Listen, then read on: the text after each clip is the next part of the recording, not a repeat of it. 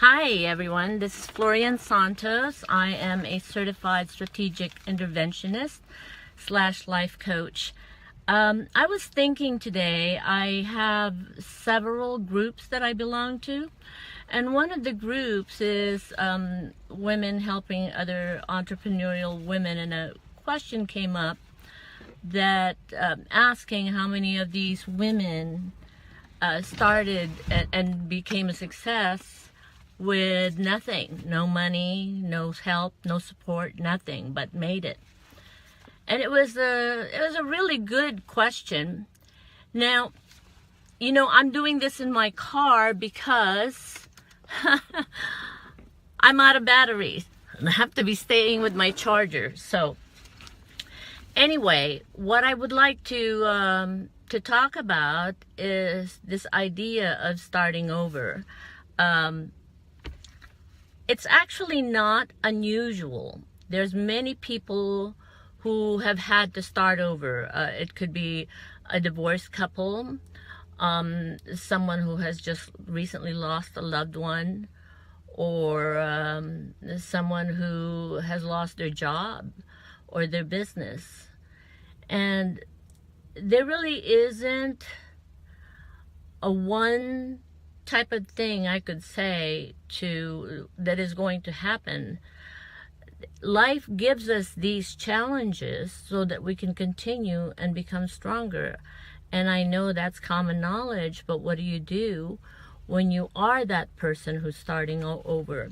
Now, I can tell you, I've had many times that this has happened to me. I was a runaway as a teenager, and being detached from the physical things, from the richness, and detached from people kind of taught me something, that I can actually really stand on my own. So it took away a lot of the fear of having to start over again.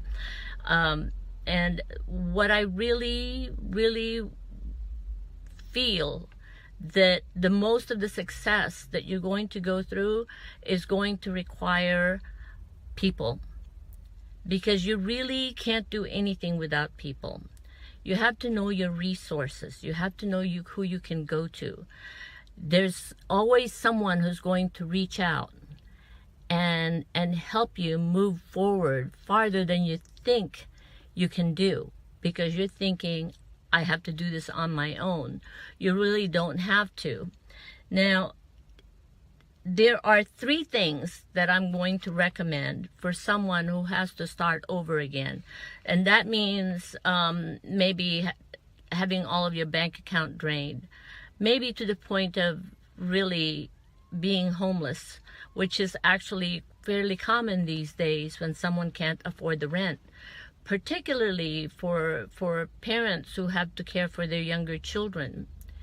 And you can definitely feel free to say something. It looks like I'm losing some of my connection here. So the 3 things that I would like to recommend to you, number 1 is to follow your support group. Know who your support group would be. And also, you really don't have to do anything alone. People there are going to help you when you're starting over again. And the number 2 thing, which is sometimes hard to do, is to detach from the physical. Don't feel that you're connected to that house that's slipping away from your fingers.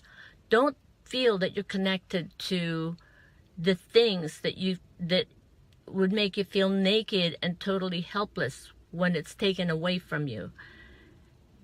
If you learn that you are not attached to these things, you can do so much better without all the weight and the thought. And the third thing that I would like to say, the number 2, of course, is detached from the physical. You need to also empty your cup.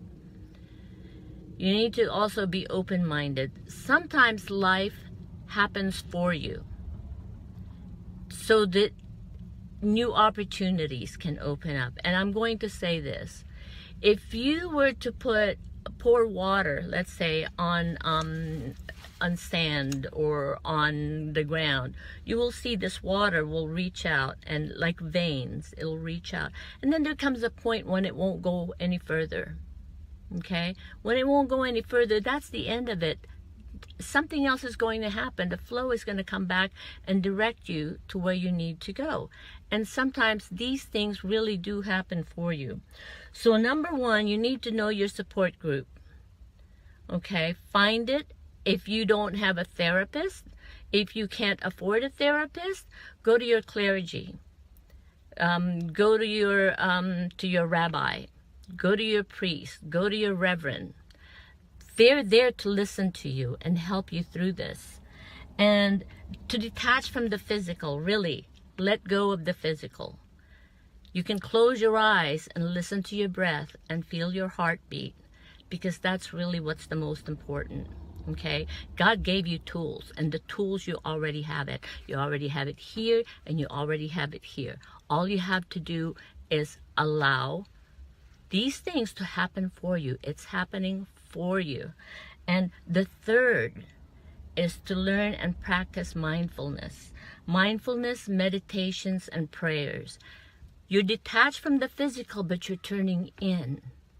You're turning in to ask your wisdom, and that is where your guide is going to be.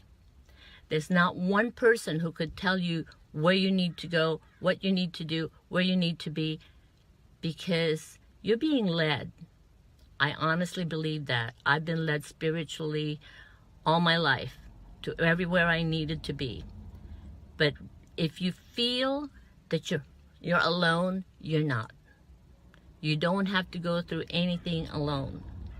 And time will heal. There's a reason why that 9-month incubating period happens just before the child is born, because you're growing and you're learning and you're cocooning and you're figuring things out. Time heals all wound. So that's what I would like to say. If you have any questions, please free to contact me. If you know other people that are having these type of issues, I would like to start a support group that will cost you nothing. Okay? And if you would like to be in the support group, please contact me. I would like to put it together, and we will do it online. It'll be a video conference, and I'm not really going to be leading it. This would be a support group of other people going through the same thing. But really, we're going to go through this again. Number one, know your support group, know your resources, and don't feel like you're alone. And number two, detach from the physical. Totally detach from the physical and the mindfulness.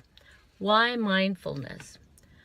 Mindfulness is about being here and now. And this is one thing that I can teach you on how to learn to do the mindfulness. Put your hand on your heart and feel your heartbeat. And then breathe slowly and try to synchronize your heartbeat with your breathing. And as you're breathing in the now, as you're feeling the vibration from your heart in the now, you are present. The problems you think you're having, it's not now. You are in the present. What has happened in the past that keeps bringing you back and bringing you back, breathe. You're in the present. You don't need to think about the past, because it's not here. It's not now. It's not in the present. And if you ever get lost and you don't realize that you are drifting away, touch your nose. Touch your nose. I'm here. I'm here. I'm here and now. I'm breathing now. God is now. You don't have to worry about the future just yet, because you're right here, right now. And if you're near your loved one, give them a hug. They're here and now. Mindfulness. If you feel yourself drifting off, breathe. Synchronize your heartbeat with your breathing. And another thing that I used to do when I was really, really in a state of stress, a very, very stressful moment, the meditation that I came through is to spiritually get out of my body and go up above the ceiling, through the sky, above the clouds, and imagine myself there and look all around me. Spread my wings and just smile, because there's no problem up there. The problem is down here, not up there in the clouds. It's a beautiful meditation. It has always helped me to relax, and I am passing that on to you. So if you're interested in this group, that if there's a need for it, I'm here to help you guys. Let me know. And hi, Terrence, I see. Hi, Flo. Hi, I'm glad you guys are watching. If there's anything else you would like to discuss or anything else you'd like to see more of, let me know, and I would be more than happy to make a video for you. Take care. Bye-bye.